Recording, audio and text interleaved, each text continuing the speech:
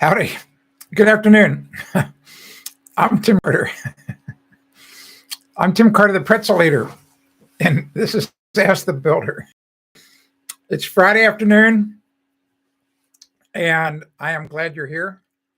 It's March 11th, 2022, and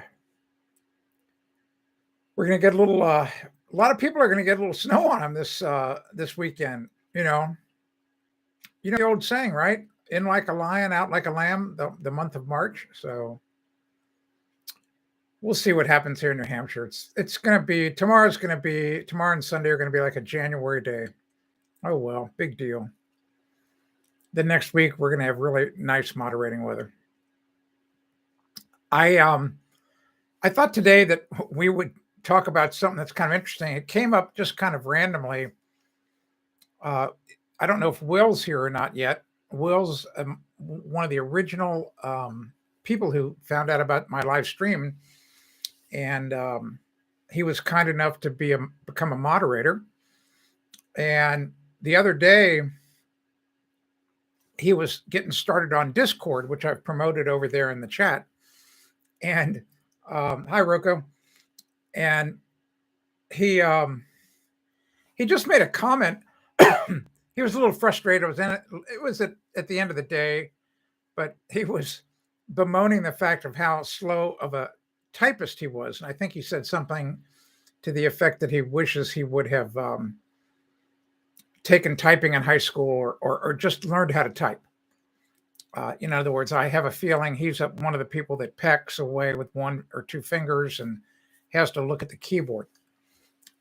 So I thought, well, so I thought I would crow a little bit and say, oh, well, I'm sorry about that. I'm sorry for your bad luck. I said, I can type at 80 words a minute, touch typing, not looking at the flipping keyboard. I don't need to look at the keyboard. But there's a really good chance that you don't know, you have never even heard of the Dvorak keyboard. And here's what's even crazier. I don't care if you're using a Mac or a IBM machine, whatever. It's already built into your computer. You didn't know that, did you? All right. You're going to find out some advantage about that in a minute. I just wanted to let you know also, when we do live streaming, when I do live streaming, you can ask any question about any topic. It does not matter. The question doesn't have to be about what I'm talking about. It can be anything. I don't care what it is. I don't care. It could be about lumber sizing. It could be, you could ask me a question about my past. You could ask a question about what's my favorite color. It doesn't matter. In other words, so that you have to, hi, Vanessa, you have to understand that the reason I do the live streams, I invest this time to help you save time and money. But if you don't ask me any questions, then it's pretty hard for me to save you time and money. All right. So hey, good night. How you doing? So I just want you to understand the ground rules of the live stream. So the ground rules of the live stream are: you ask me any question you want, and your questions are what fuel the live stream. It's a lot like Mike Mulligan. You know who Mike Mulligan was? So it's one of my favorite books of all time. So it's Mike Mulligan and his steam shovel.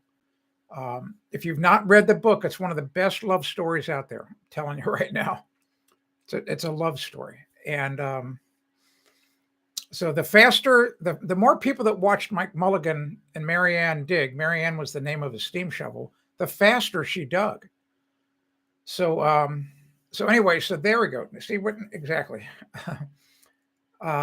So the more questions you ask, the more animated and the more engaging and the more this live stream is. So simple as that. So you're doing a good job. So before I get going on the Dvorak keyboard, I'll answer DNs. How to save money on plumbing for grease clog. All right. It's very interesting. I talked about this about a week or so ago.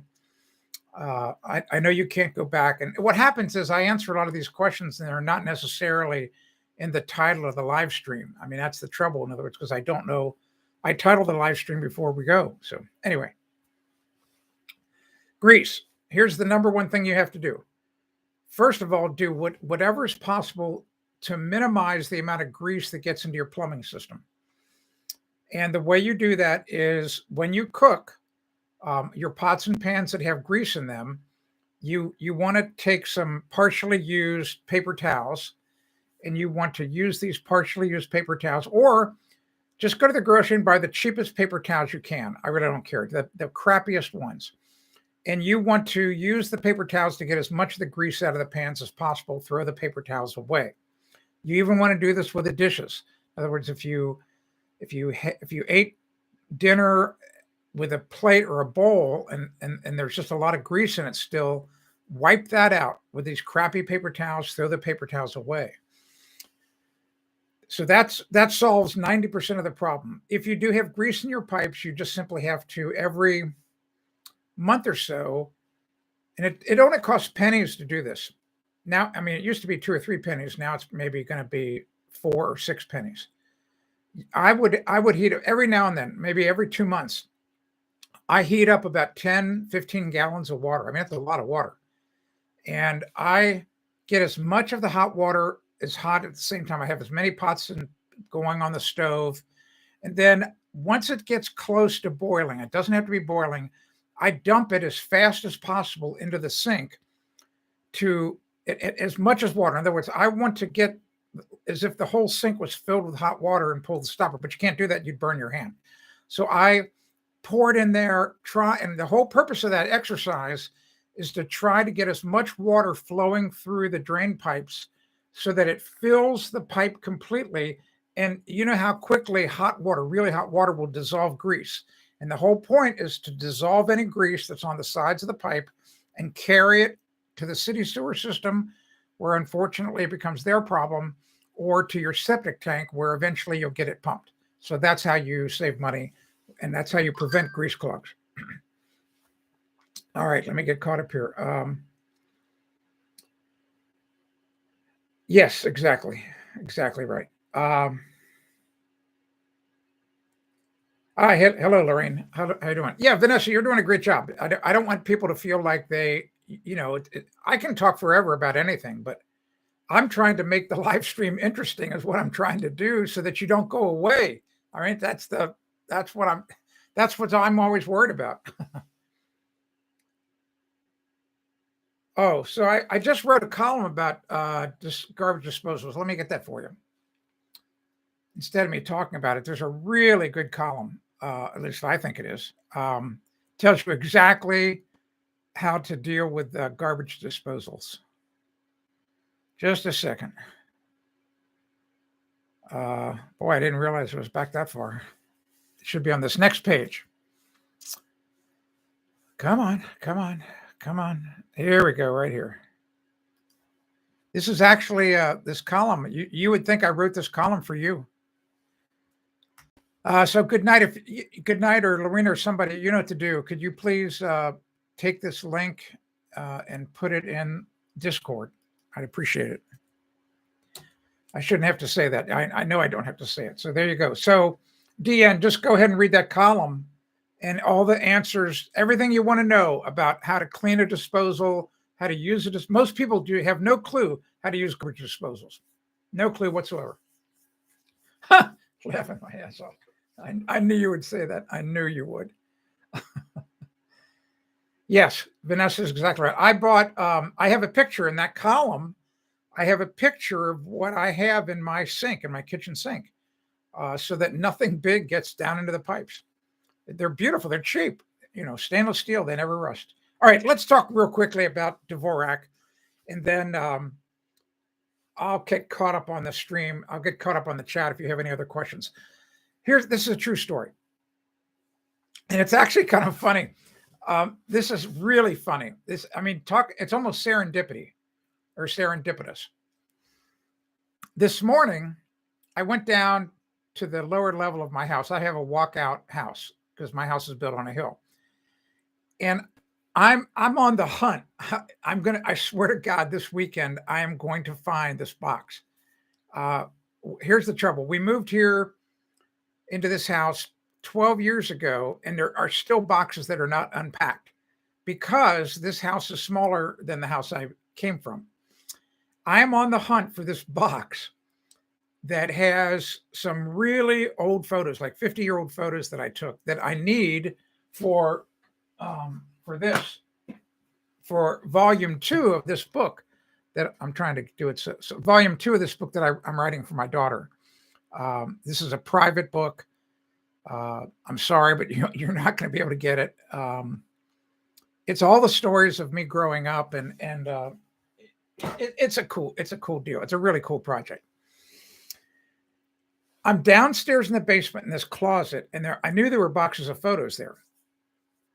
And one of these boxes is a box of stuff that Kathy, my wife, saved that while we were dating, stuff I sent to her. And so I was the editor of my high school paper. So talk about foreshadowing. I'm the editor of the flipping paper. And here I write a syndicated newspaper column. And here's this silly letter that I thought, why would I type a letter to Kathy? Why wouldn't I have written a letter? So I'm reading this letter, and I was writing this letter to Kathy my senior year while I was in typing class, taking typing class. And I guess the teacher I don't know what the deal was. All I know is I'm typing her this letter. And I say that I'm in typing class, and it actually looked pretty good. I don't believe there are any errors in it. But even though I took typing class, I never really learned at that point how to type, really be a good touch typist. I was still a hunt and peck guy. And it didn't matter, because once I got out of high school, I didn't need a typewriter. All right. I got into construction. But fast forward, and I start this Ask the Builder thing, and boy, do I need to type. I mean, I need to type a lot.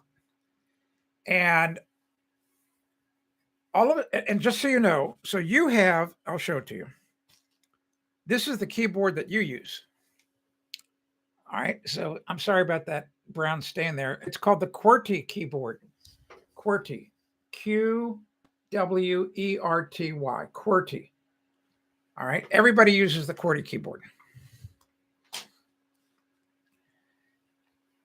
I found out that my hands and my wrists, I was starting to suffer. I mean, probably borderline carpal tunnel, because I was typing for hours and having to look at the keyboard, type with two. I mean, my fingers hurt like hell. All right, so I thought I've got to learn how to type. Fortunately, I had helped start a secret internet mastermind group, and one of the guys in this group, it just happened to come up in chance conversation. He said, "Well, why don't you use the Dvorak keyboard?" And I go, "What? What's the Dvorak keyboard?" And so he had gotten interested in it a few years before. He actually wrote a tiny little book. He self-published a book about it. Here's the I may not have the facts here exactly right, but here's what you need to know. Go back 120 years ago, whenever the typewriter was invented. And if you've ever seen an old typewriter, it looked like an amphitheater. In other words, like the Greek amphitheaters where people would go to watch somebody speak or perform. So it's a semicircular arrangement of seats, like at a coliseum, where they go higher and higher. So inside the typewriter was this semicircular assortment of these arms, and each arm had a character on it.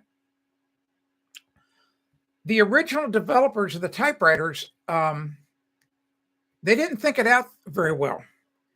And what happened is the typists started to get so good that they jammed keys, like there are letters in the English language that are very common that are next to one another, like T and H.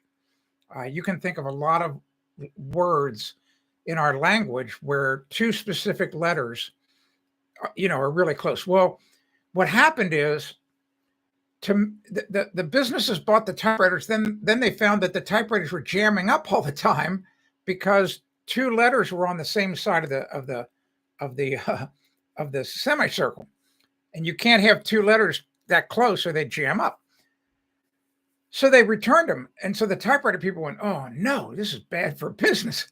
So they said, we have to figure out a way to make it hard to type. So that's what they did. So your QWERTY keyboard was designed 100 and something years ago to slow you down and to make it as hard as possible to type. All right. That's a fact. That's a fact. And this guy named August Dvorak back in the 1930s, he researched it and he thought, what the hell? This is stupid. This is stupid. So he developed, he reverse engineered it to find out where the most frequent letters we use in the language are, and he put those on your power fingers, on your 8 and these 8 digits. And then the letters that we use that are next most used are up on the next row because they're easier to reach. And then the letters less frequently used are down below because when you curl your fingers, it's a little harder to get to that letter. Before they did some math, and get this. Once again, I may have this wrong. There was a really great somebody from MIT wrote an article about this. I think August Dvorak had done the math, and on an average day for a typist, like a clerk who was typing all day, he measured the distance that their fingers had to travel, to type. I don't know that this is accurate. All right. I'm not going to swear by this, but I think the number was 8 to 20 miles. Miles. All right. Think of your fingers having to, all right. It's possible. I'm not saying it's accurate, but that if you switch over to the Dvorak, it's only 1 mile. Same amount of typing because your fingers don't have to go as far to create the words. So I can type at about 80 words a minute. And now here's the cool part. You don't have to buy a new keyboard. This is you saw this is the keyboard I held up. It's a QWERTY keyboard. That's what I use each day. But what happens is in your computer, you once again, you probably didn't even know this. You can switch. You can make your keyboard type Chinese. You can make it type whatever. So one of the choices in there is Dvorak.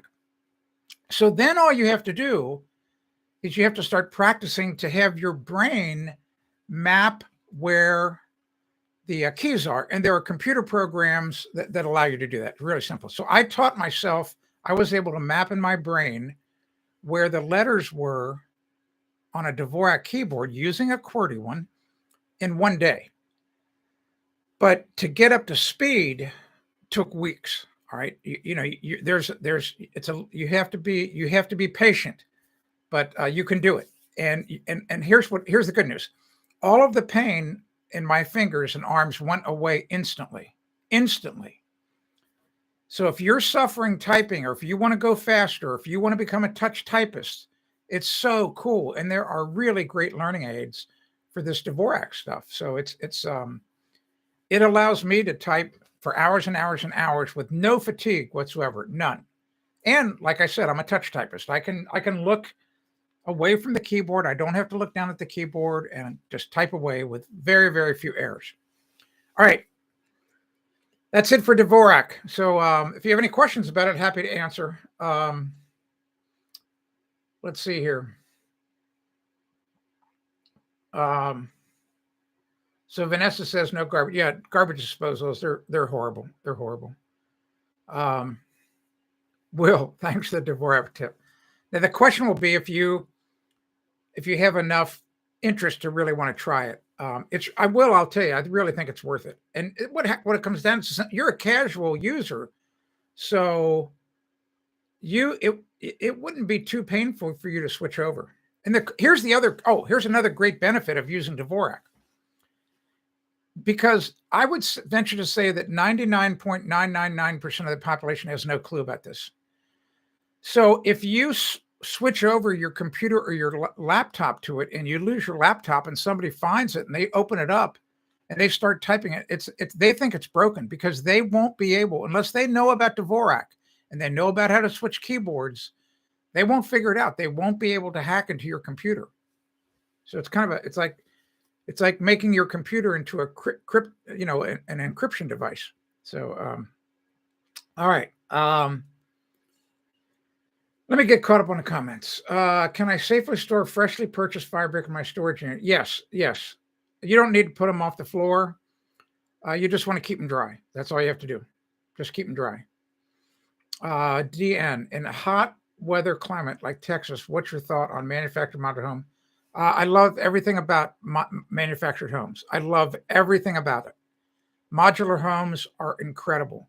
They're built stronger than they're built stronger than a stick-built home by far because they have to withstand the torture of being transported. Modular homes are fantastic. We got quite a few of them around here. All right, Vanessa learned the Dvorak keyboard decades ago. So, Vanessa, do you type Dvoraks now? Is that how you type? I'm interested to know. It's very interesting. The Dvorak is very cool. You can go so much faster. So, Steve, Dvorak keyboard, never heard of it, but looks like the vowels are. They're exactly right. They are on next to one another because you use them so frequently.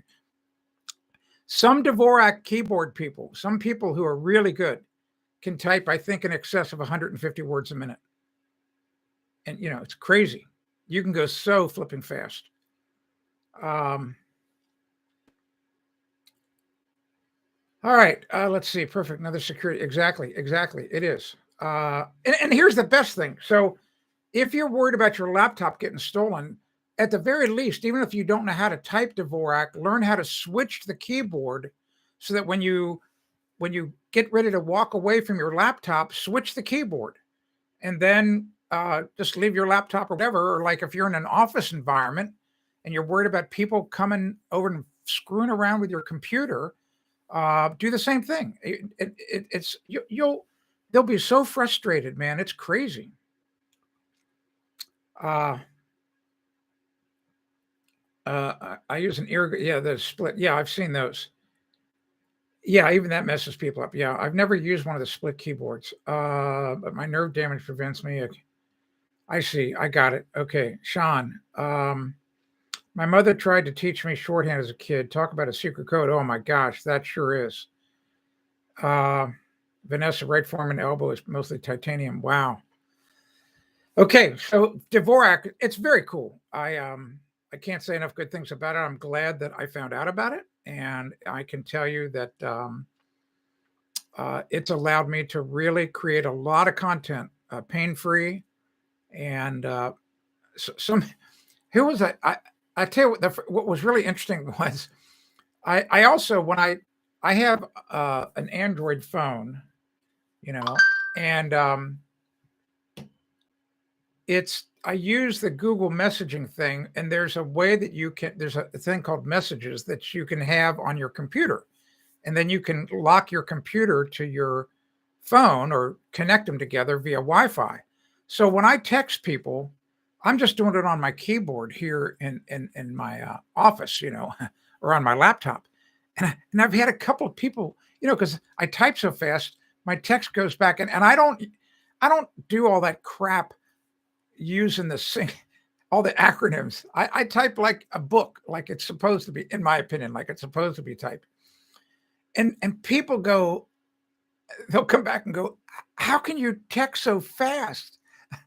And I don't tell them I just go, I'm just pretty good at it. I said, it's just one of my many mystic powers.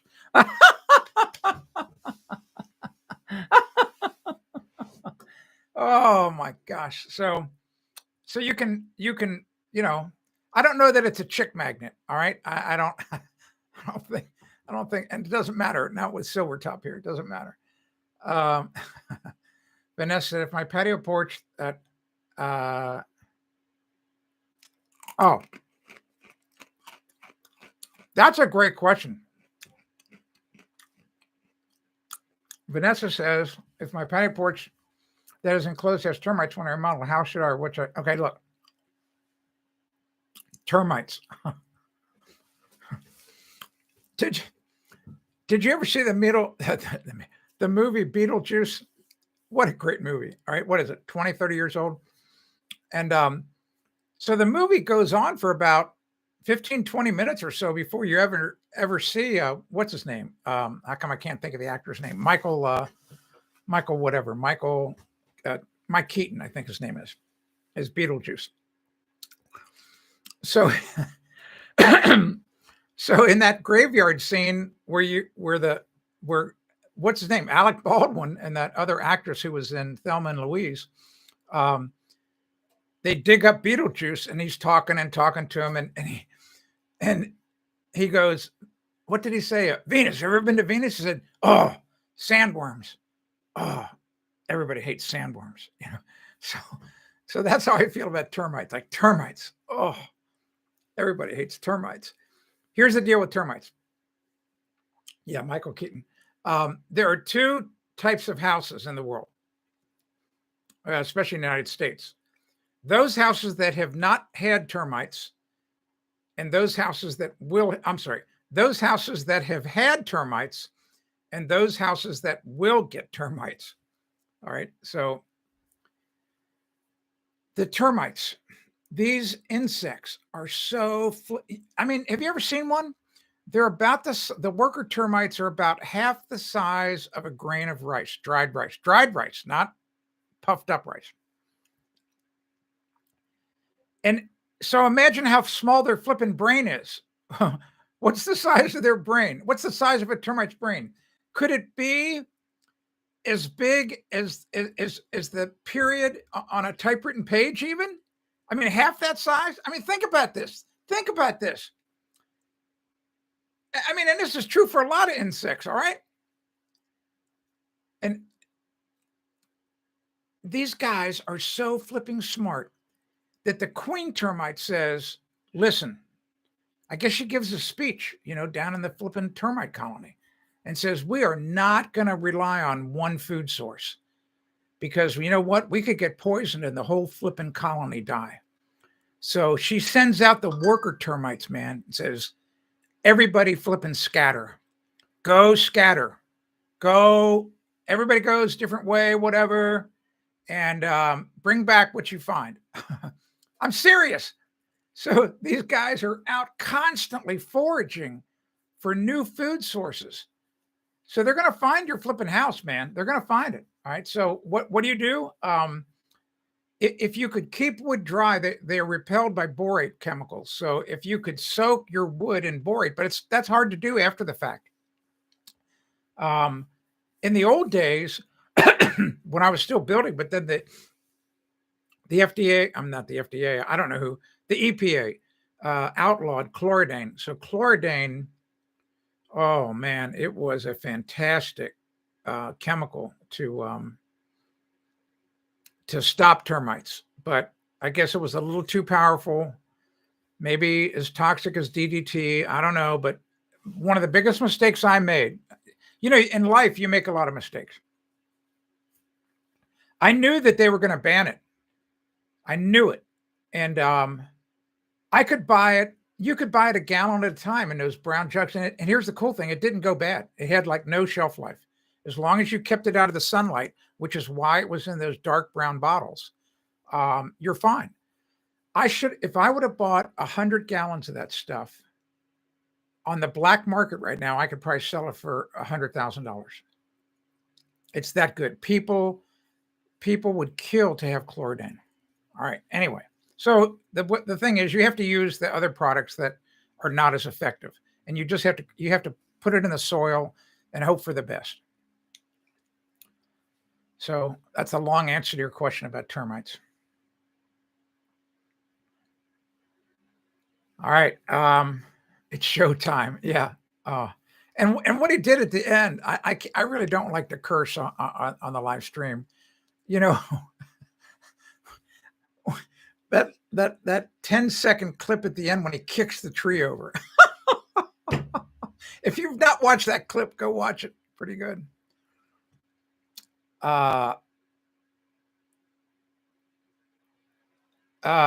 thought Steve says, I thought they just go off instinct. I don't know. Maybe it is instinct, but it doesn't matter. I'm just talking about, you know, most people don't think about this. This is kind of the crazy stuff I think about.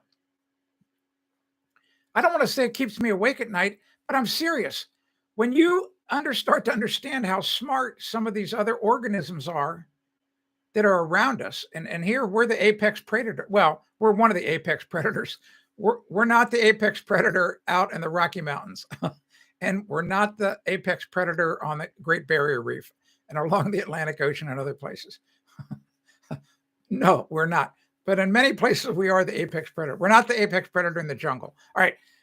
But when you start to think of small organisms in the food chain, and you think of how, how they're able to think and do, like, just think of this. Think of a bird that was like a robin. Think of a robin last year that was hatched, new little bird, and it's going through adolescence late in the summer and last fall, and now that robin, and think how small the robin's brain is. How big is the robin's brain? Would it be half the size of a flipping green pea? I don't know. Just think how big a bird's head is. You tell me how that flipping bird is so smart to be able to know how to build a nest, because its mother didn't teach him how to build a nest. It's just the fact that, yeah, we call it instinct, but it's just that they get that information programmed into their brain. It's fascinating to me. That all of that stuff fascinates me. All right.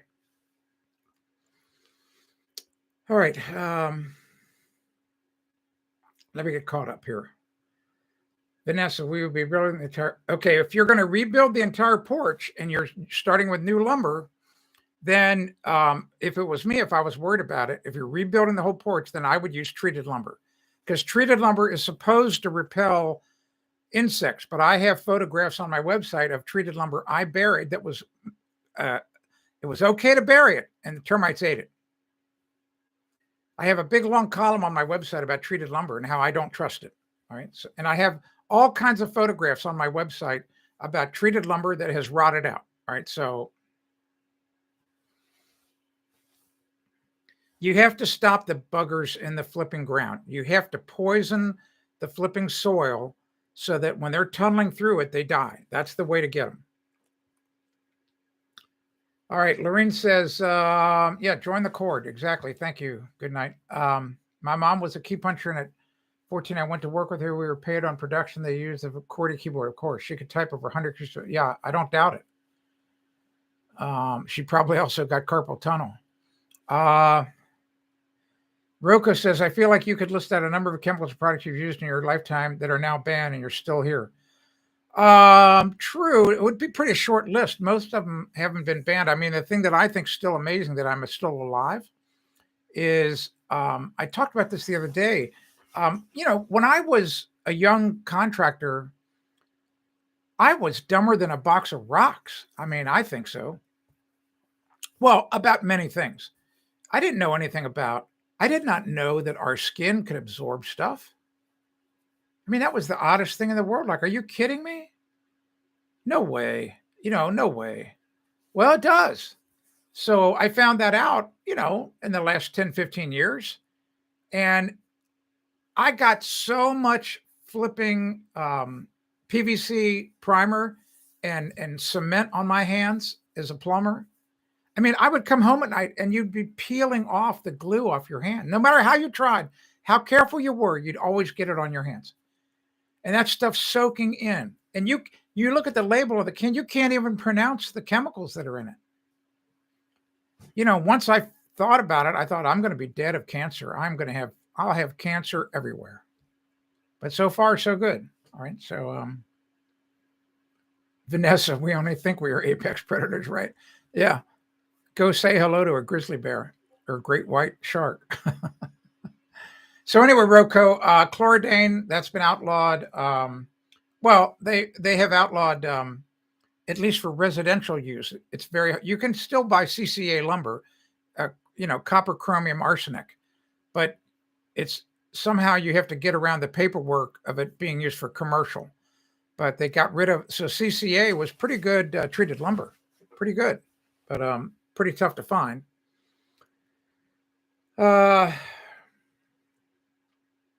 Nessa says, I found a pedal glassing with red dye number 2 in Alaska. Very interesting. Yes, using treated lumber. I inspected most every white metal types in the Arctic in the 80s. Even with all our protection, I still got exposed. Never did anything. Wow. Sorry to hear about that. Okay, Lorraine, no problem. If you have any questions about your home, um, this is where you ask them. You know, I don't want you to think that you have to ask a question about the Dvorak keyboard, but if you have a question about it, I'll do my best to answer it. I'm not an expert. I just wanted to share my story about how it saved my fingers and my wrists and how it makes me more productive. That's why I wanted to tell you about it, because it could make your experience on a computer much more enjoyable. Simple as that. Um, so if you have a question about your home, anything, I don't care what it is. We have a lot of lurkers here. Fine, it's okay to lurk, but just feel free to. It doesn't matter what your question is. Um, doesn't matter. I'll do my best to answer it.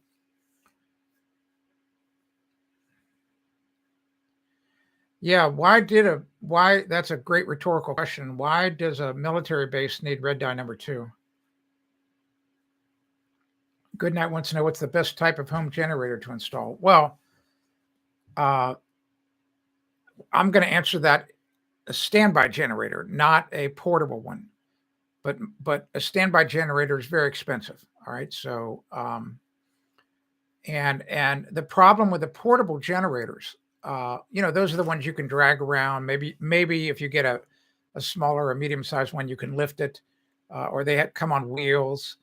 The trouble with those is it's not as easy to connect those to your electric panel as you might like, and to do it safely. I mean, you can put together a transfer switch and all that, but most people don't have that capability.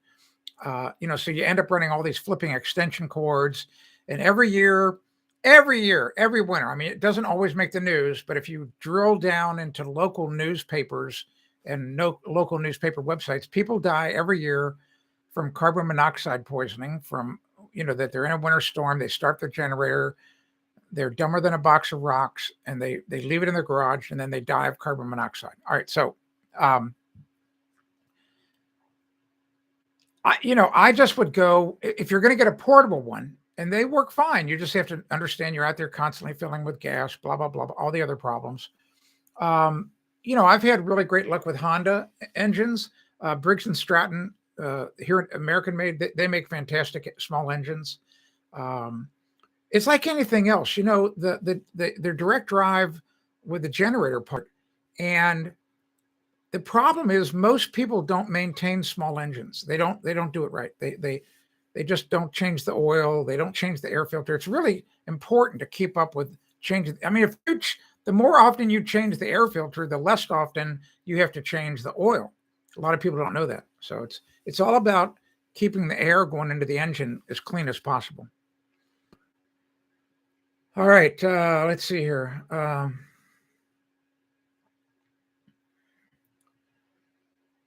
Yeah. My son-in-law and my daughter have a Generac. I've got a Kohler standby generator, 17,000 watts, so 17 kW. It runs a lot of things. 17 kW is a lot because you have to remember not everything's on at once. But I have my refrigerator, my freezer, microwave, of course, my boiler, my well pump. I even have my garage door openers on it. I have, the main room lights where we would hang out in a storm, and the bathroom, like the bathroom GFI, and that's a few other things, I'm sure, but that's plenty to get you by. So I just, the biggest thing is that unfortunately most electricians don't wire houses right. And I just started doing this with my daughter's new home. And what I did in my daughter's new home is I put, typically when electricians wire a home, the current the power that they take to make the overhead lights work, they just take that off a circuit that runs the outlets. Well, you can't put all those outlet circuits on a generator. Unless you buy a giant generator. What I did at my daughter's home is for her entire house, we created just 4 lighting circuits. So there's 2 down on the first floor, 2 on the second floor. And now with all the new LED light bulbs, they take so little draw. There's very little wattage.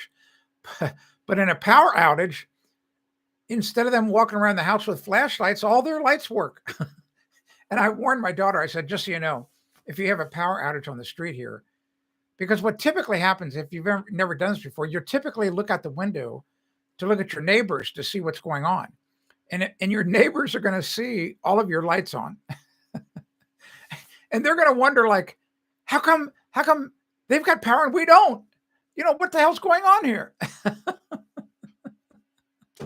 So I said, be prepared for a few phone calls or people knocking on your door.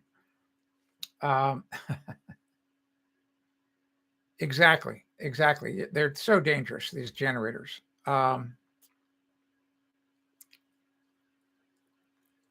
Yeah, exactly. Good for you. Good night.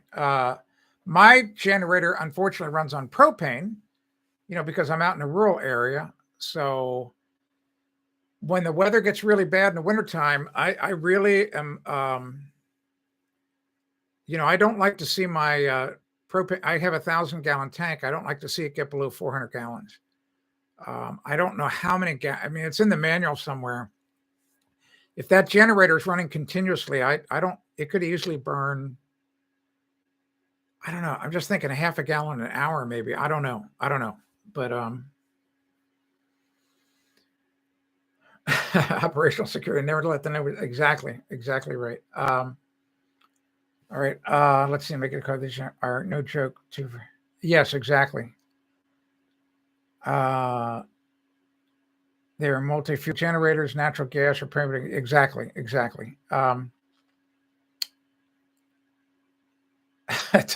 No problem. I understand. We understand. I can figure out some of the stuff. So generators, that's a really great topic. It's all about being smart about how you set up the circuits in your home and, which ones you connect to the generator. Yeah. Propane is a great fuel, but guess what? So just today, my neighbor got filled up on propane. Why we're on different schedules, it's beyond comprehension. The amount of waste that this delivery company, it's a long story.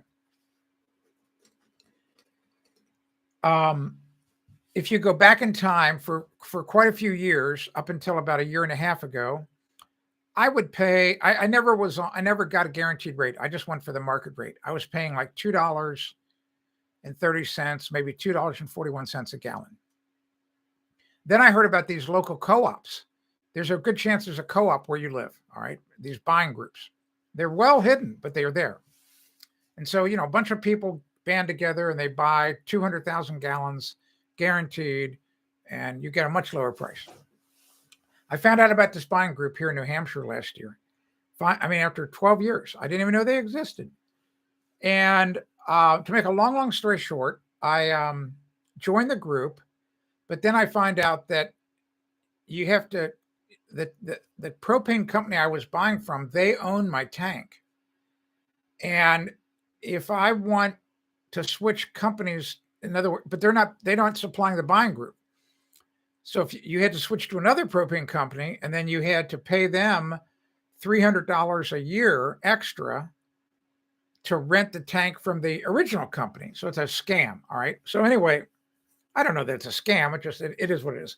So I start to switch over, and I figured that even with the $300, I was going to save over $1,000. I end up making a phone call to my propane company because they were dragging their feet. And I go, look, I'm trying to switch over. And the lady said, look, you need to speak to the manager. So I speak to the manager, and he goes, listen, I do not want to lose you as a customer. You buy a lot of propane from us. I said, okay. Well, I said, but you got to beat this deal. He said, no problem. What's the number I have to beat?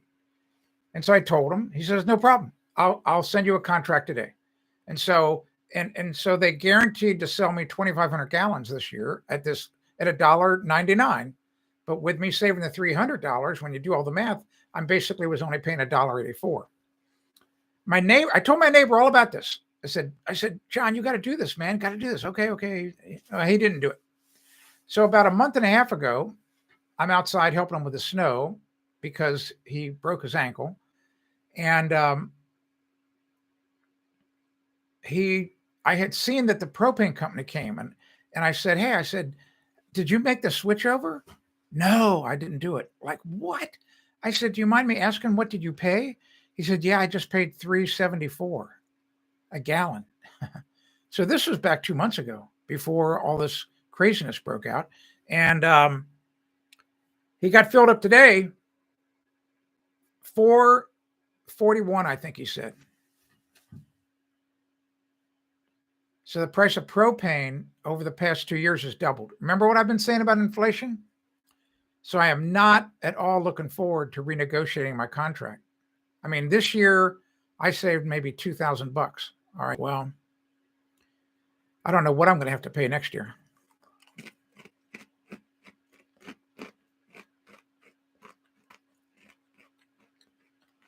All right, good night says, is it safe to have natural gas line? Yes. I'm a master plumber. I've been one since 1981. We had all the houses in Cincinnati have natural gas in them. There are millions of houses that have natural gas lines come in. Completely safe. What you want to do, though, typically what happens, the piping is in older homes, and I even like it for new homes, is black iron pipe. That's what I put in my daughter's home. I wouldn't put in that corrugated stainless steel. And here's the thing that where most people make a mistake. They don't paint the pipe. You have to understand that when I cut threads on pipe, I'm taking away metal. All right. So I'm making the metal thinner. And there are places where there are still exposed threads because you don't thread all the way into a fitting. So after the piping installation is done, you have to clean the black iron pipe, especially around the fittings with mineral spirits to get all the oil, the cutting oil off.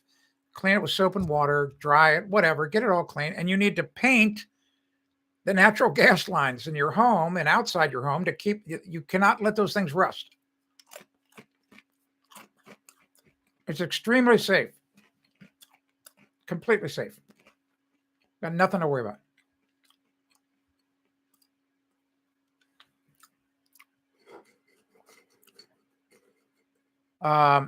2 new 100-pound, 100 gallon, not 100-pound, probably 100-gallon propane tanks. Mine's a buried 1,000-gallon. So when they fill it, they'll typically put in 600-700 gallons. They can only fill it to 90%. You can't fill a propane tank all the way. It has to be 10% vapor. So, you get 600 gallons at $2 a piece, you're writing a check for $1,200. All right. What other questions do you have about your home? These are great questions. Great discussion about generators. Great discussion about natural gas lines. Doesn't get any better. This is why I like doing the daggone live stream. Look, John's got a question. Or Joe, I mean. All right, Joe, let me read it.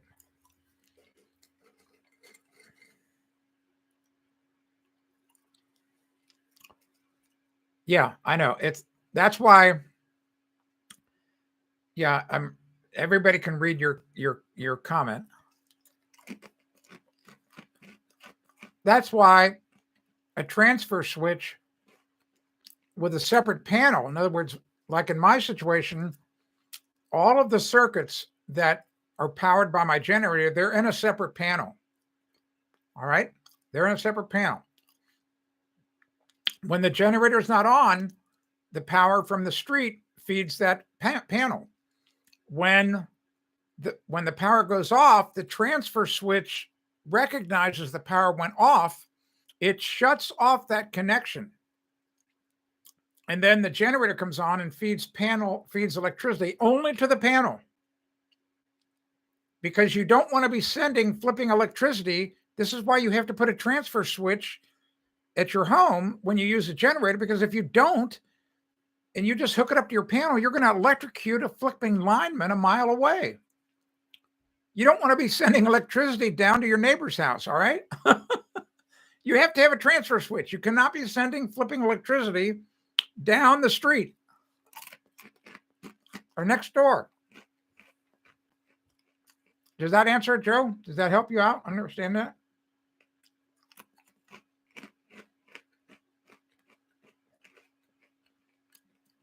What else can I answer? What do you want to know about?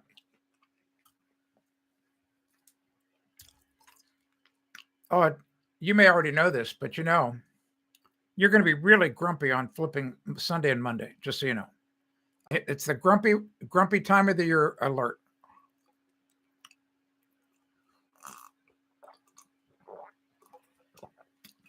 We switched to that wretched flipping daylight savings time.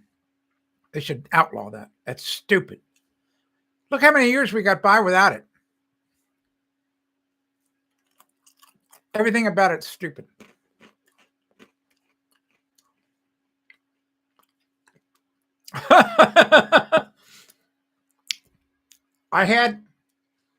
Let's talk a little bit about food.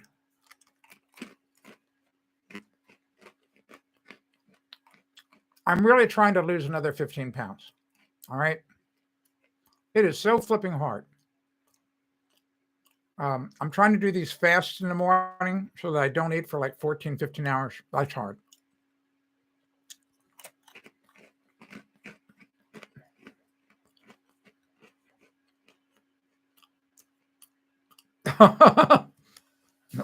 Lorraine, your dog goes back to his schedule.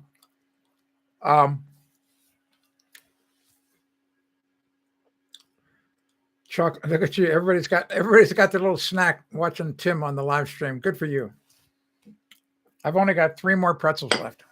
I'm gonna save them. All right. So, I already know if you really want to lose weight, the biggest problem in my opinion, with losing weight is sugar. All right. So sugar is death on a flipping stick. I used to weigh 240 pounds, and now I'm down to about 212. I would love to be down to 195. All right. So in college, I weighed 185. It's, man, just getting down that other 15 pounds or so is not easy. All right. So, but sugar, if you just cut sugar out, which is really hard because sugar, I don't have any research about this, but I think it's as addictive as heroin. I mean, I've never been on any drugs, but it's addictive. And I mean, it's when you stop, here's how to prove that it is, just go off sugar. Just say, you know what? I'm not going to have any sugar. Watch what kind of a mood you get in the next 3 days. And first of all, it's really hard to get away from it because it's in so many products. I mean, they put flipping sugar in bread. What the hell are they thinking? Well, I know why. Because they want to make it addictive. You start reading the labels on a lot of the products that you buy, and you would never think there'd be sugar in it. There is sugar. And of course, high fructose corn syrup, that's like freaking poison. It's the worst. Even corn syrup, but high fructose corn syrup, it's the flipping worst. So I don't have any of that ever. But anyway, regular sugar, it's hard to get away from it. And I've got a horrible sweet tooth. Steve, thanks a lot, Steve. 150 pounds. Bite me. I say that kiddingly. Jesus Christ. 150 pounds. Excuse me. Wow. 154 pounds at 6'3". Holy Christ. Steve, I only drink water. Well, that's what I got today. Water, a little bit of lemon in it. I like to put lemon in it.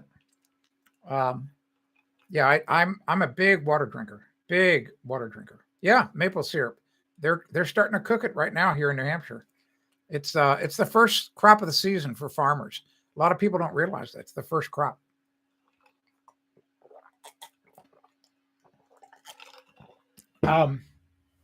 Anyway, one of the things I'm doing this weekend. So I'll tell you about this real fast. I'll bring it back up. I've told this story before, I think, on other live streams. So this is a book, pretty neat book. It's a real hardbound book. Did you know that you can write a book and just get one printed? I mean, a real hardbound book, with a fancy, ISBN number on the back, whatever. I designed the cover. I did all the artwork for the cover. Anyway, here's the story in that book. This is probably 7, 8 years ago, my youngest daughter had just gotten out of college, and there was foreshadowing in this. Do you know what foreshadowing is? If you are reading into books and even into movies, like the author will show you something and you don't really realize it at the time, but he's given you a clue about what's going to happen 2 or 3 or 4 chapters later, or 25 minutes later in the movie. When she was small, she had an older brother and an older sister. She was always pretty quiet. I mean, I'm talking as like a toddler. She wasn't real talkative. She grew up that way and still was that way. And whereas my oldest daughter's really chatty, and my son, he was very animated. And so the youngest, watched how Kathy and I interacted with the other two. I could see the flipping gears spinning in her head. And she was like, I got it. I see how this flipping game is played. She had such an advantage. All right, so fast forward 19 years, she graduates. She decides she wants to go back to Cincinnati to get a job and work there. And she, it was wintertime. She wanted to take her car and drive it 1,000 miles. Kathy said, no way. No, not happening. You're not doing that drive by yourself. No. And so we hatched this plan where she and I would drive to Cincinnati. I would stay there for a day or two visiting some friends. And then I got back on a plane and flew back to New Hampshire. And then 2 weeks later, I flew back to Cincinnati to meet her. And then we drove back to New Hampshire. So she stayed in Cincinnati 2 weeks.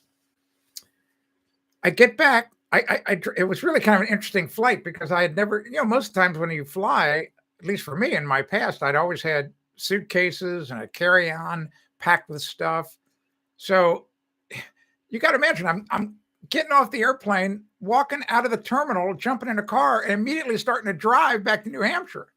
So I don't need much. I could put everything in a flipping little garbage bag, like those stupid little plastic bags at the grocery that I needed for that night in the hotel, because the next day we were going to be in Cincinnati, or we were going to be in New Hampshire. I get in the car. She says, how was your flight? She was driving. And I said, oh, fine, just, very, non-eventful, which is the way you want it. And maybe there was 3 seconds. And she said, Dad, I need you to write a book for me. And I go, what? She goes, listen, I need a book. I need you to write a book for me to where you put all of your knowledge about all of the stuff that you've experienced, like buying real estate, dealing with banks. She just rattled off this list of stuff. She said, because I don't want to have to learn it the hard way. I want the like Cliff's Notes version. and then she says, oh, and then I want, so if your family's like mine, I mean, just think about at the dinner table. Think of all the crazy conversations that happened at your dinner table.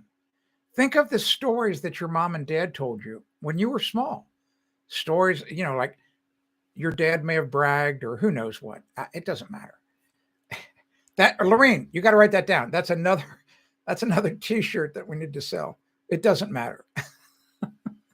All right. So she said, I want you to write all of the stories about you growing up. All of them, including all of the ones at Skyline Chili, everything. I want it all. So as she's driving, we're starting to write down all the topics she wants. I still have that piece of paper. It's right over. It's right. It actually might be in this book here.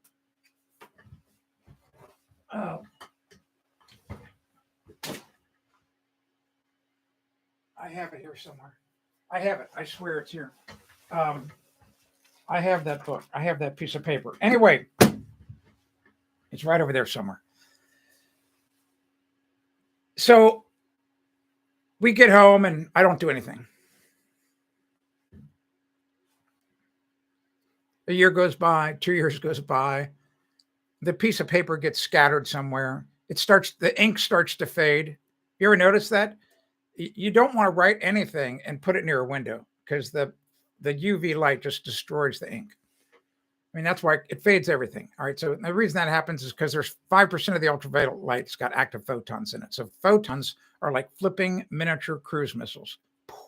They blow up everything. They blow up the dye molecule. They blow up the fabric molecule. Anyway, fast forward to 3 years ago. A year before, my daughter had gone to maybe 2 years, a year and a half. She had flown to Puerto Rico after Hurricane Maria to help bring back this hotel to life. Long story. I promised her I'd come down and visit her. So like 18 months had happened and I had not gone down. So I finally said, I got to go. And Kathy said, fine, get the hell out of here. Get out of my hair. So it was October of 2019. I go to Puerto Rico and I stay there for a week and we have a blast. It was a blast. And she drives me to the airport and she says, she hugs me and she looks at me in the eye and she says, Dad, remember that book? I went, yeah. I remember. You haven't done anything on it, have you? No, I've not done anything. Okay. I want the book for my birthday. You got it? You've had plenty of time. I mean, she's tough. She's a tough woman. I mean, I wasn't getting out of it. She made it crystal clear. I want the book for my birthday. Oh, so I go into the airport. I said, okay. I go into the airport. My flight's delayed. There's a part broken. I had like a two and a half, 3 hour delay. So I'm just sitting in the airport and I just start on my laptop. You know, being a writer, you know, there's a discipline to the whole process, you know. You just don't start writing. So I start to outline just the chapters, you know, like, okay, just give me the chapter headings. And within about 30 minutes, I realized, oh my God. I mean, if it was a book, it would be like this thick. So I thought I need to break this up into volumes. So I figured it all out and I broke it down. So long story short, I was able to get volume 1 done by her birthday. And she was blown away. So volume 2, that was 2 years ago. Oh, her birthday, I didn't tell you. So I went down there in October. Her birthday is at the end of March. So I thought, geez, I've only got 5 months. I was writing like a banshee. And anyway, so now it's been 2 years since I gave her that book. And I was trying to get volume 2 done by her birthday this month, but I'm not going to make it. But I will make it by April, the middle of April. So I've been working on that pretty hard. So I don't know why I started that whole story. I'm sorry, but that's the story. But it's all private. You know, it would be. I know I've had a lot of people ask me they'd love to read it, but I'm sorry. I just gave copies to my daughter, and the book's dedicated to her, and I gave copies to my other 2 children, and because it's got a lot of family history in it, and to my you know, some other relatives, but and very, very, very, very, very close friends. So anyway, it's, if you've not done this, you might want to do it. You might want to do something similar, and don't take all those stories to the grave with you. So all right, let me get caught up. No. I printed.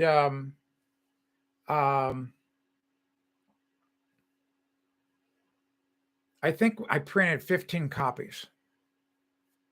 But you can get just one done. And get this. I can go right now and just submit all this stuff. It's really easy to do. It's really easy to create the book. They show you how. It's very simple interface. Barnes & Noble, all right, hardback, Barnes & Noble. There's other companies that do it too.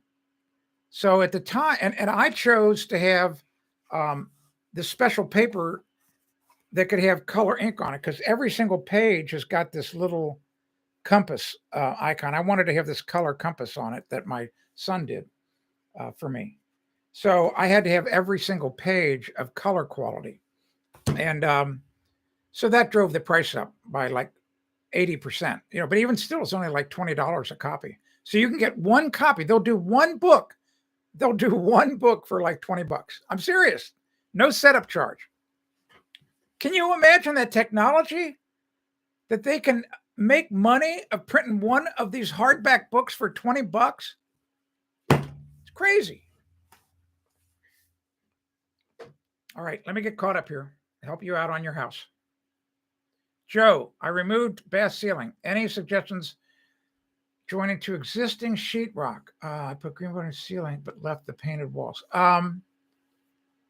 Well, I don't know what you mean by joining to existing sheetrock. I mean, you would just tape it like you would any ordinary drywall. I mean, there's nothing magic about it. The biggest problem is that you need to, you need to paint it really well, and you need to have excellent. I've got columns on my website. A lot of people don't understand bathrooms. They wonder why the bathrooms get all moldy and mildewy and all this. They don't understand it. Do you realize that when you take a shower, here's what you need to understand. If you take a shower on a winter day and you get out of the shower and your mirror is fogged up, there's all kinds of fog on your mirror. You do realize that same fog, that same like you can run your fingers down it, that same fog is on all the walls and it's on the ceiling. You got that? But you can't see it. For the same reason that 2 weeks ago, John could not see the scratches that he was putting in his toilet from the pumice stone. You only see the fog because of the mirror. You have, and the water, that condensation on the walls is the fuel that makes mildew and mold grow. In other words, mold and mildew is just like fire. You realize to have a fire, you only need 3 things, right? What are the 3 things you need for fire? Come on, you know what they are. Come on. You need fuel, like paper. Like this is a fuel, paper. All right. You need heat, right? Here's my little Newmouth toe hill. So you need heat, and you need one other thing. Helps to have oxygen. All right, so mildew, mold, 3 things. You only need 3 things for mold and mildew.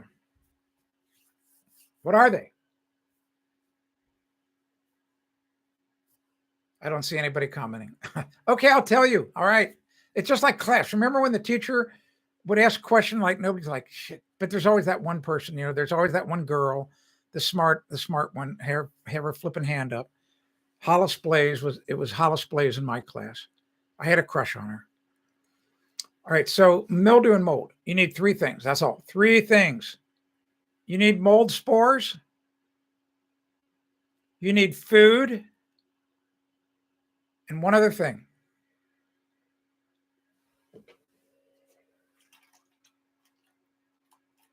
Water. In your house right now, I don't know, 100,000, maybe 1 million mold spores. They're everywhere. They're coating on everything. They're on your clothes. They're on all the papers on your desk. They're on your desk. They're everywhere. They're in your carpet. You cannot stop them. They're everywhere. You've got food everywhere in your house because different molds and mildews eat different things. They'll eat dust. There's all kinds of food everywhere. So if you don't want mold or mildew, if you don't want a fire, then just don't provide any heat. All right. So if you don't want mold or mildew, just don't provide any water. So that means after you shower or during your shower, you should have a really good exhaust fan so that you're getting most of that moist air out of the house. All right. Then in lieu of that is after you take a shower, you have to squeegee down the walls in the shower stall or off the shower door. If you have a shower curtain, you have to take it and shake it, so that most of that water droplets go into the tub. Then you got to squeegee all the water as much as you can down to the drain. And then you need to leave the door to the bathroom open. All right. And better yet, while you're getting dressed, I know you don't like to do this. If you have one of those really crappy $29 like fans, those oscillating fans that can sit on a table. If you had a fan that you could put up and just temporarily plug in while you're getting ready for work or the day, that you can start to get that walls and everything to dry off by moving the air around, you're not going to have any mold or mildew. So I hope that helps you, Joe, with your ceiling. So you're going to do everything right, but you're putting the right product up. Understand that with that green board, you need to put the fasteners on a ceiling, I think, no less than 9 inches on center. You better read up on that on the Gypsum Construction Handbook. The installation instructions for green board are different than regular drywall. All right. Vanessa says replacing the shower with cement board. Yeah, cement board. It's fantastic. All right. So other questions? Already an hour and 11 minutes. Crazy. Well, how can I help you with any other questions about your house? Joe, if I did not answer your question all the way, you have to let me know. So I don't know. There's no magic to taping. You just remember this, that if you're using the joint compound out of the buckets, it's just really crappy glue and dust. All right. It's not the best glue. The dry setting joint compounds, the one that's in the bag, like Durabond 45, Durabond 90, those are stickier. But if you don't know how to work with those, you might mix it up and it might start to get hard. So if you're going to use it, use Durabond 90. It even comes Durabond 120, which that's how many minutes it takes before it sets up. But use cold water when you mix it. If you use cold water, you slow down the hydration reaction before it sets up. You'll increase the working time. So, and you can even, if it's still cold where you live, you can put the Durabond in the garage. Like, in other words, if you could have the powder at 40 degrees and then you use 40-degree water to mix it, that's the best. Just so you know, you might not know this. So in really hot areas like Arizona and other places like that, and certain jobs, they will use ice. They'll put ice in the concrete trucks instead of liquid water. They're trying to cool down everything. They're trying to cool down the mix to slow down the hydration reaction. Any other questions? What can I answer? I'm happy. Let me see if there's some question I missed it. I wasn't sure if the mud. Well, that's a great question. So you weren't sure if the mud would adhere to the paint. So what you want to do is you need to wash the painted walls. You need to wash them really well, soap and water, dry them off. If the walls if they have any type of gloss, if that's a glossy paint, you're going to have to sand. You don't have to sand much, but you need to take some 60 grit paper and roughly sand, an area about that far down from the ceiling so that you increase the surface area so that the mud will stick. $1 million. All right. So that's all you got to do, Joe. And I would highly recommend to use the dry setting joint compound. I think Lowe's and Home Depot carry it. It's called Durabond. But if you've never used it before, get 90 or 120. For the love of God, don't buy Durabond 30. You're going to waste a lot of stuff. And don't retemper it. In other words, if you do buy it and it starts to get hard, throw it away. Don't add water to mix it up and make it good again. You ruin it.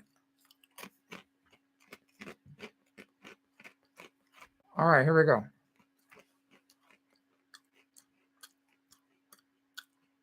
Othman says the problem is with wood. To agree, to a point.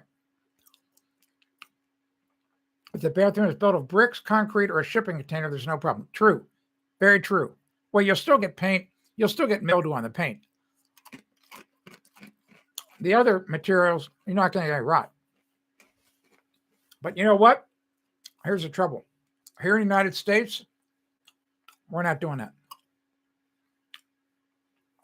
We're not building bathrooms out of bricks and concrete and shipping containers. We're not doing that. We're building them with wood. Other people, we'll let other people do the, like Steve, we're here in the UK, they build with brick and concrete. Not here. We have plenty of wood. Right. Absolutely. Any surface can get mold or mildew. Lorraine's right.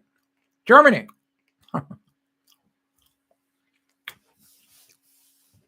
Germany. They had some great engineers over there. Yeah, exactly. They had a lot of those houses in Cincinnati with the drive down into garage.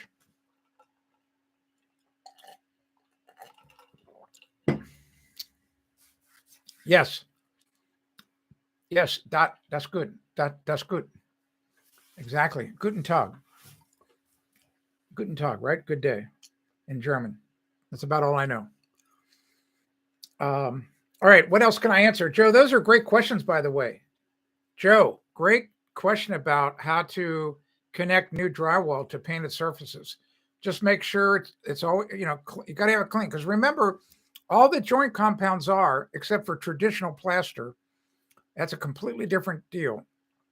But the stuff in the buckets, all that is it's the same. It's just like I don't even know that it's as good as carpenter's glue. All right. It's just a very inexpensive vinyl acetate glue that they blend dust with. I'm serious. That's all it is. And, and it just has to be sticky enough. This is the boss. Hold on. Yes. Hello.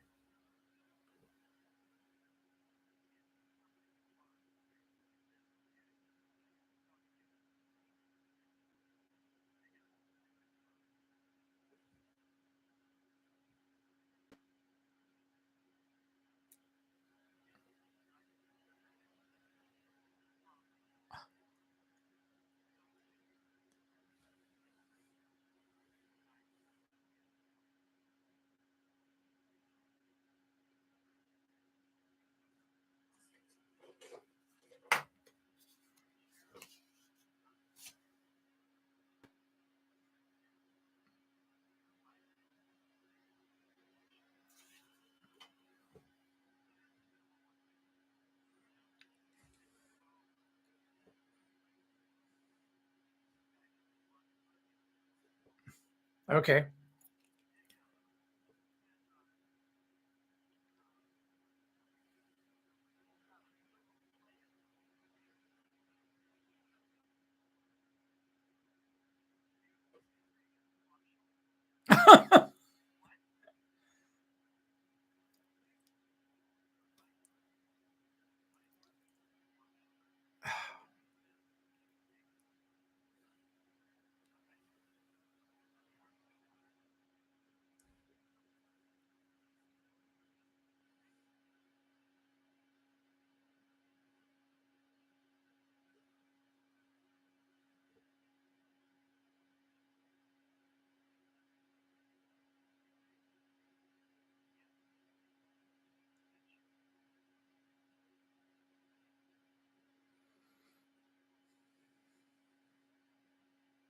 Oh, so I have to be worried.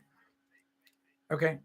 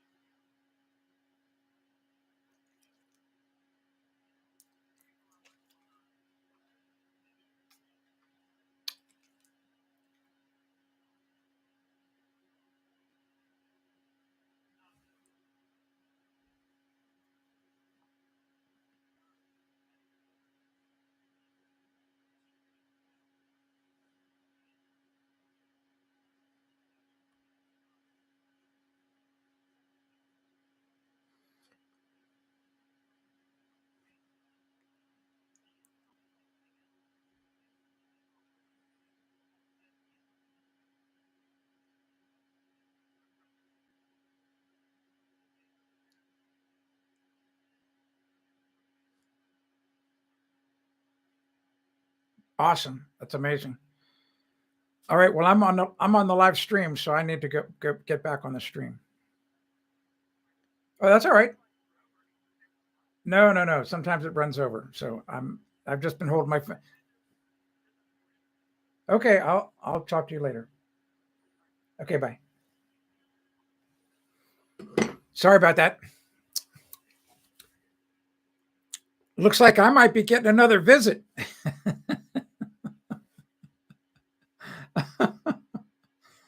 Oh, that was very interesting. Um, Kathy told me she just saw something about somebody she follows who got a visit from 10 people from the federal government. He was an influencer, so she wanted me to know this because she knows what I do sometimes on the live streams. And this person got a visit, and very interesting. So I might get visited again. I got visited, 14 months ago. Who knows? Maybe again. Oh, I know. You wanted her on the speaker. No, no, no, no, not doing it. She would be so angry. Oh my God. I hope you didn't hear any of that. So, all right, let me get back on the thing. So, if I this is now, I'm going to tell you something really serious here now. So, if all of a sudden, like, I'm not on live streaming, somebody needs to come here and knock on the door. I'm easy to find. It's not hard to find me, and talk to Kathy about what the hell's going on. All right, just so you know that. See, I'm serious about this, by the way. All right, let me get the boss of the builder. That's exactly right. Water came from inside the house and filled. Yes, you're exactly right, Lorraine. Oh yeah, it's horrible. Yeah, sump pumps. Everything about them is bad. Will Smith, do carpenter ants use carpenter's glue? No, they do not. And carpenter ants only eat moist wood, just so you know. No, my neighbor didn't turn me in. But something could be happening. The Karen strike again. Yeah, not to the HOA. Screw them. I'm done with the HOA. I'm done with these guys. We're number one. At least he's yes. Tell him to go pound. Yes, yeah. Okay, here. Search. Okay. Um,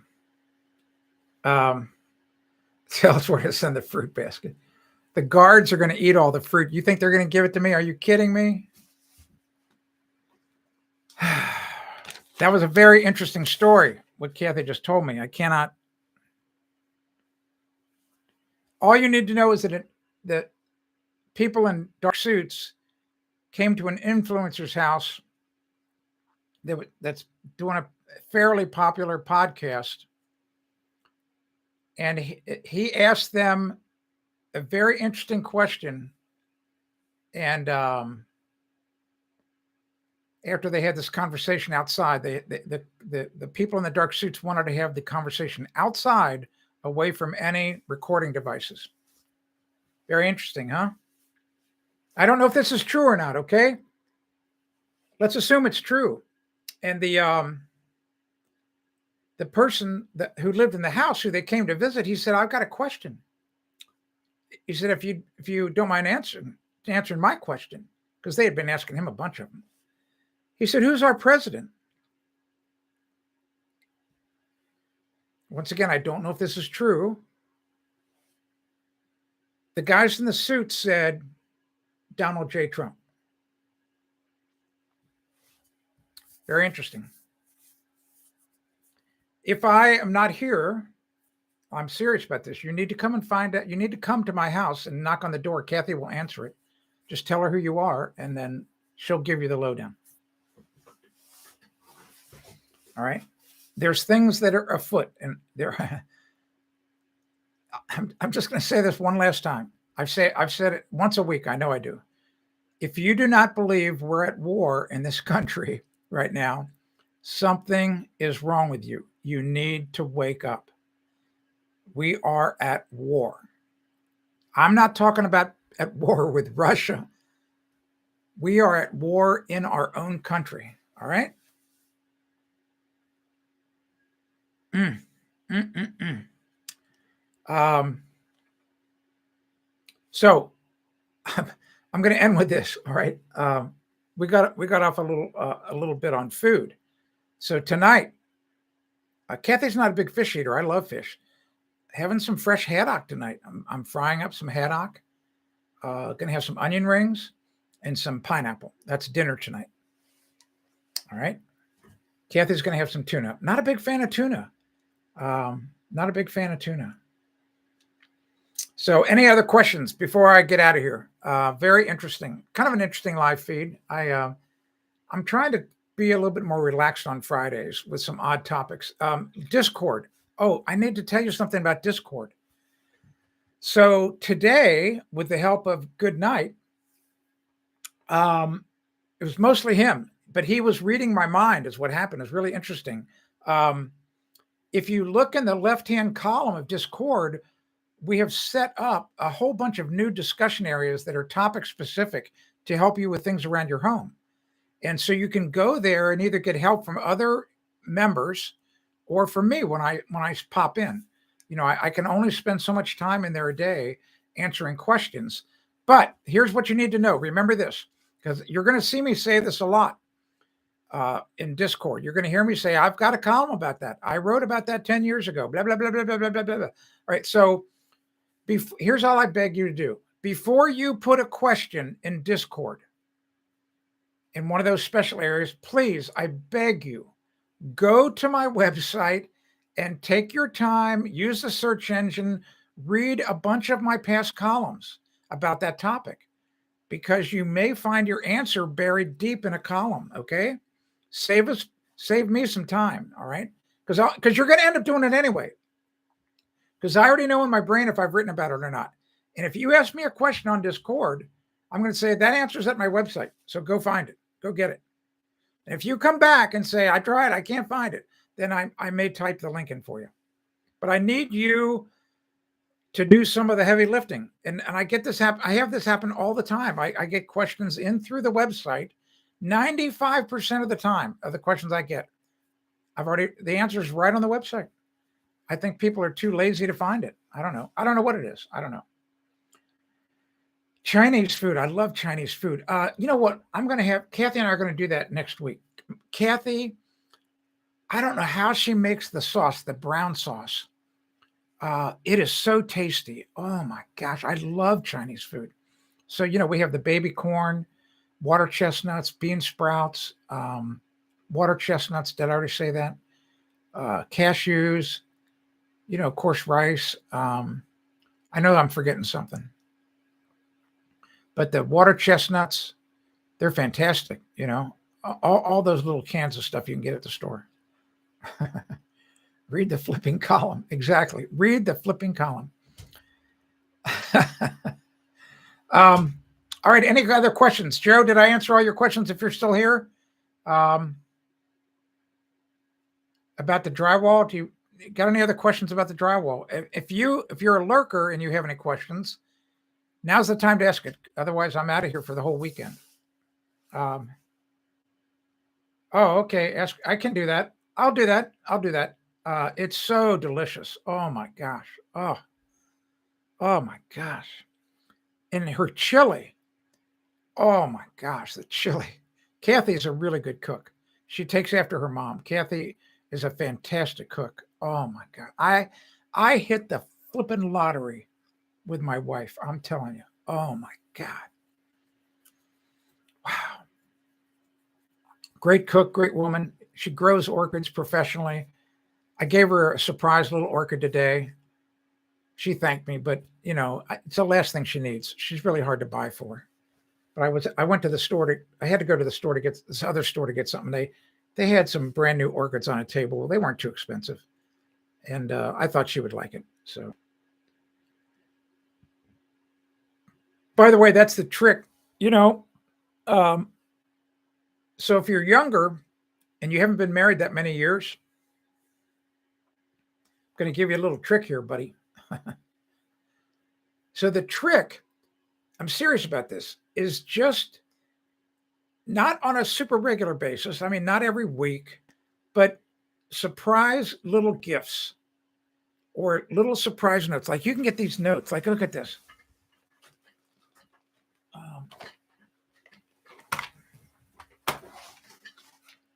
I'm trying to open this up here. Pretty cool. So I just wrote about the story for my daughter. I just wrote about it yesterday. My first car that I bought for myself, I bought it for my 17th birthday, was a 1969 brand new VW Bug. And my Kathy and I, like 98% of our dates, I took her out in our VW Bug. So I get these little cards, it's a little blank card, and I can write little notes on it to her, and on the back it's got keys. So, the whole peace symbol was really big when we were dating. So just like leave little notes around the flipping house. Maybe like, does your wife have a favorite candy? Like, like Kathy, my wife loves Necco wafers. Leave a little flipping note with a Necco wafer on it. Nothing about this is hard, right, Lorraine? So we got to get those t-shirts going next week. Nothing about this is hard. And, it doesn't matter. That's what it was. It doesn't matter. Oh my gosh. We're going to have some fun with these flipping shirts. I know. I don't know how we're going to do all this, Will. How are we going to do those words ignite, just like telling someone to calm down. I do not understand that, Lorraine. Those words ignite. Did I say? Oh, yes, dear. Oh, I see up above. I see. Oh, yeah. Got it. Yeah. Do not say yes, dear, to your wife. No. Bad. Lorraine's right. Do not do that. No. All right. So anyway, so that's my little trick to happy wife. Happy wife. You got to keep that love going. You got to keep that. Don't take your mate, whether you're a man or a woman. Don't take it for granted. Not at all.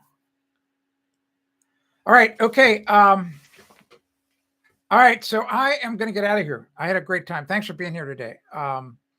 Never know where we're going with an Ask the Builder live stream, right?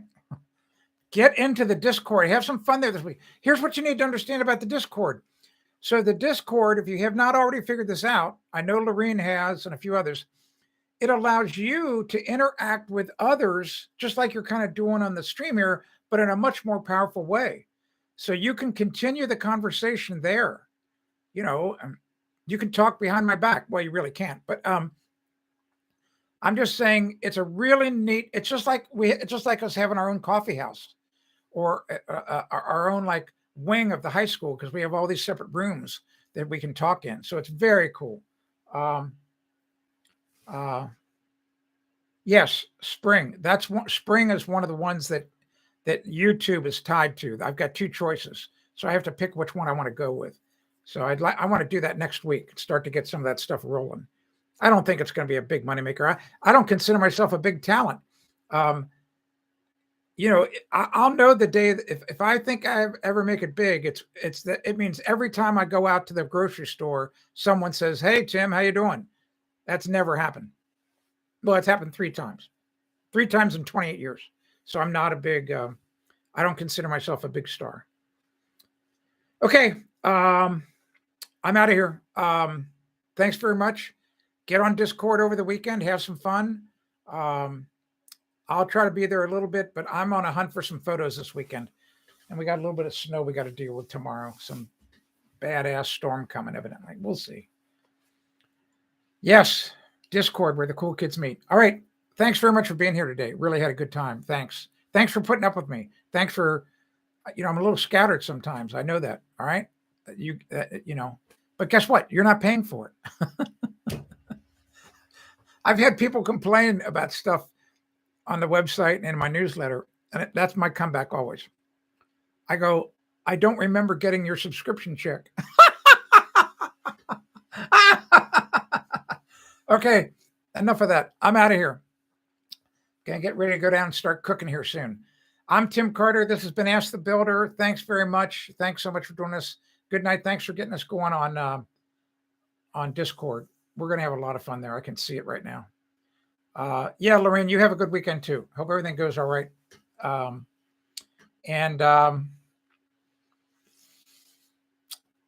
I'm blessed. I'm blessed to have you as part of my family. I call you my virtual family.